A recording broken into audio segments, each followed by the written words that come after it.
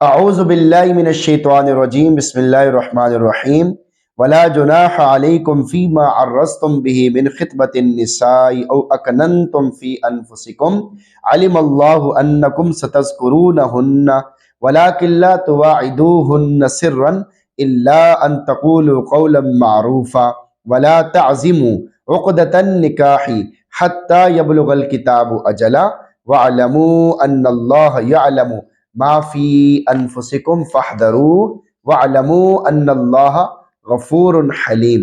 سورۃ البقرہ آیت نمبر 235۔ عدت کے دوران نکاح کا پیغام دینا۔ ولا جناح علیکم، تم پر اس میں کوئی گناہ نہیں، فیما عرضتم بھی من خطبۃ النساء، کہ ان عورتوں کو اشارے سے نکاح کا پیغام دے دو، یعنی وہ عورتیں جو اپنے خاوند کی وفات کی وجہ سے عدت گزار رہی ہیں، اگر ان سے اشارتاً کنایتاً نکاح کا پیغام دے دو تو اس میں کوئی گناہ نہیں ہے۔ مثلا یہ کہلا بھیجو کہ مجھے کسی شریف خاتون کی ضرورت ہے، یا اللہ کرے میرا گھر بھی آباد ہو جائے، یا مجھے کوئی ایسی سلیقہ مند خاتون چاہیے جو میرے گھر کا سارا نظام سنبھال سکے، وغیرہ وغیرہ۔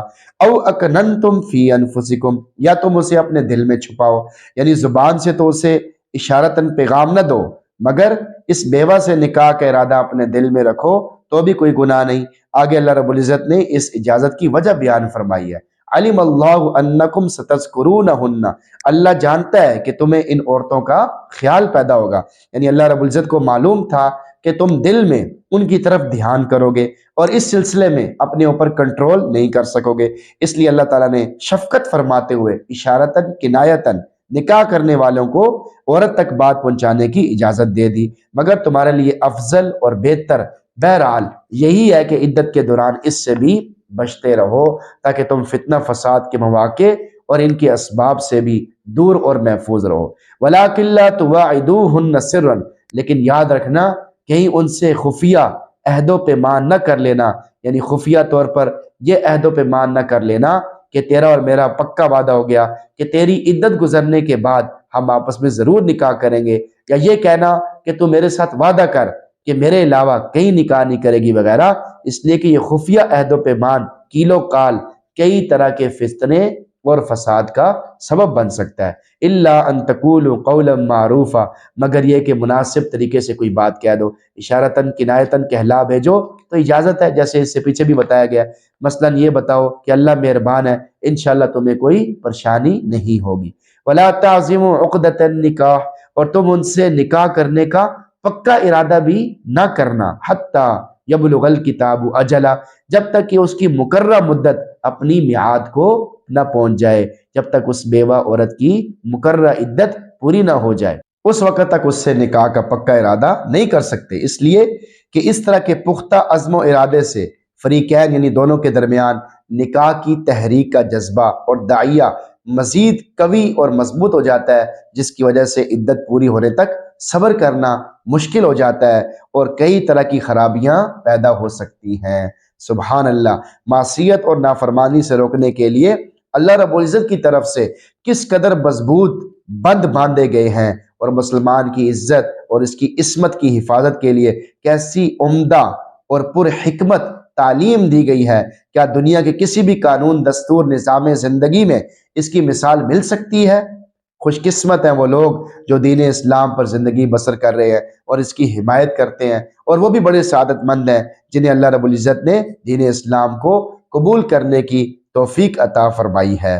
درے فیض قرآن واہ ہے، آئے جس کا جی چاہے، یعنی قرآن کا فیض تو بہہ رہا ہے، اب جو لینا چاہتا ہے، حاصل کرنا چاہتا ہے وہ آئے۔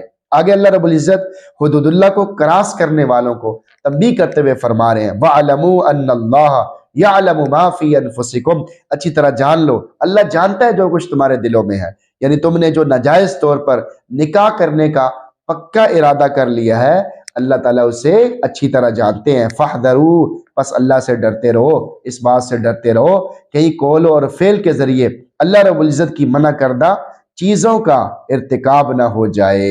وَاعْلَمُوا أَنَّ اللَّهَ غَفُورٌ حَلِيمٌ، اور یقین رکھو کہ اللہ بڑا بخشنے والا، تحمل والا ہے۔ پس جس سے حدود اللہ سے تجاوز ہو گیا اور وہ گناہ نافرمانی کا ارتکاب کر بیٹھا تو اسے چاہیے کہ توبہ کر لے، اللہ رب العزت گناہ معاف کر دیں گے۔ اور یہ بھی یاد رکھو اگر کوئی گناہ نافرمانی اور حدوداللہ سے تجاوز کرتا ہے تو اسے دھوکہ نہیں کھانا چاہیے کہ مجھے سزا کیوں نہیں مل رہی۔ اس کی وجہ یہ ہے کہ اللہ رب العزت تحمل والا ہے، صبر والا ہے، وہ سزا دینے میں جلدی نہیں کرتا بلکہ مہلت دیتا رہتا ہے کہ شاید یہ لوگ توبہ کر لیں اور معافی مانگ لیں، لہٰذا اس کی مہلت سے دھوکہ نہیں کھانا چاہیے اور جلد از جلد ہر کمی کوتاہی کی معافی مانگتے رہنا چاہیے۔ آیت کا میسج آپ کے نام یہ درست ہے، جس عورت کا خاوند فوت ہو چکا ہو یا اس کو طلاق بائنہ پڑ چکی ہو تو اس کی عدت کے دوران اسے اشارتاً کنایتاً نکاح کا پیغام دینا درست ہے، مگر پکا وعدہ کرنا ناجائز اور گناہ ہے۔ نمبر 2، یہ حرام ہے۔ عدت گزارنے والی عورت کو واضح طور پر نکاح کا پیغام دینا حرام ہے۔ نمبر 3، یہ نکاح فاسد ہے۔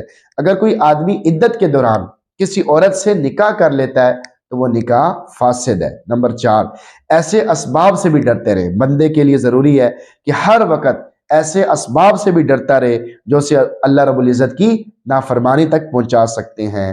نمبر 5، الہی معاف فرما دے۔